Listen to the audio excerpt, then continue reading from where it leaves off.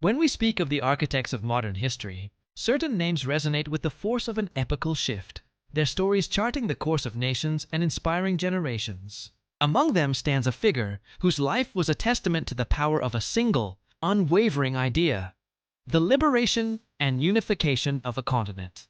This is the story of Kwame Nkrumah, the man who led Ghana to independence and dreamt of a united Africa. His journey began not in the corridors of power, but in the small village of Nkrumah on the Gold Coast, born into a world shaped by colonial rule. But a fire burned within young Kwame, a thirst for knowledge that would take him across the Atlantic.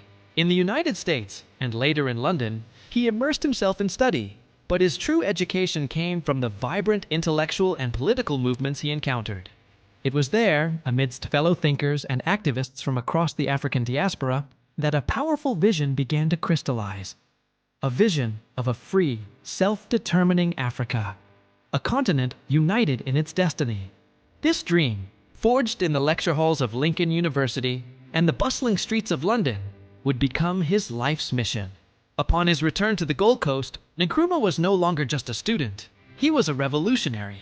He possessed a rare ability to connect with the people, his voice echoing across vast, fervent rallies, articulating a shared yearning for freedom that had long been silenced. His call for self-government now was not a plea, but a demand, igniting a mass movement that the colonial administration could no longer contain. The struggle was arduous, marked by imprisonment and resistance, but the momentum was unstoppable. The climax arrived on a day etched forever in the annals of history, March 6, 1957. As the Union Jack was lowered and the new flag of Ghana was raised, Nkrumah stood before his people and the world, declaring, "Ghana is free forever." It was a moment of profound triumph, a beacon of hope for colonized peoples everywhere. As the first Prime Minister and later President of Ghana, Nkrumah embarked on the colossal task of forging a nation. His ambition was boundless. He launched transformative projects, building the Akosombo Dam to power industrial growth, establishing universities to cultivate a new generation of leaders, and creating infrastructure that would bind the new country together. But his vision extended far beyond Ghana's borders. On the world stage, he was a powerful and respected voice for Pan-Africanism, tirelessly championing the cause of a United States of Africa. He believed that the true liberation of the continent could only be achieved through political and economic unity, a message he carried to every corner of the globe. However, the path of nation-building was fraught with peril. The grand scale of his development projects placed immense strain on the nation's economy, leading to growing debt and widespread hardship.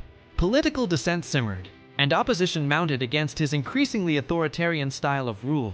The dream began to fray at the edges. In 1966, while on a state visit to China, his government was overthrown in a military coup. Forced into exile in Guinea, Nkrumah never set foot in Ghana again.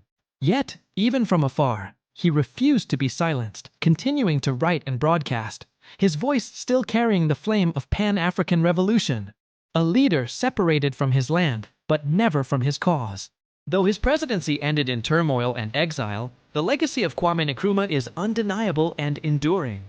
He remains a towering figure of 20th century history, the man who initiated the tide of independence that swept across Africa.